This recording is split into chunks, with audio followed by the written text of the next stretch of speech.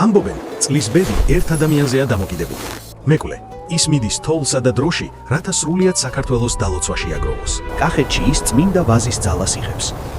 ქართლში ვასილას პურის მადლს, რათა მიწა იყოს გულუხი, თასიკის სავსე. სამხრეთში, სამცხესა და ქვემო ქართლში, მას ძველი ყველის ძაფებსა და ქადის სიტკბოს გადასცემენ. ეს საუკუნეების მეხსიერებაა, რომელიც არ უნდა გაწყდეს. დასავლეთი მას მზით ხვდება.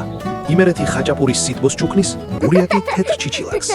კალანდის სინათლე მის გზას ანათებს. სამეგრელოში კერია მას ცეცხლის ძალასა და ელარჯის ხვავს ჩუქნის. აჭარაკი ზღვის ნიავსა და ტკბილი ბედნიერების 40 ფენას ამატებს. სვანეთისა და რაჭის მთებში ის იღებს მთავარს, წინაპრების დალოცვას. ახლა მისი ტვირთი სავსეა. ის მზადაა. ზღურბლზე გადაბიჯებისას ის ამბობს: შემოვდგი ფეხი, გწყალობდეთ ღმერთი. და ემეკლეს ფეხს მშვიდობა მოეტანოს თქვენი ოჯახისთვის. გილოცავ ახალ წელს, საქართველო.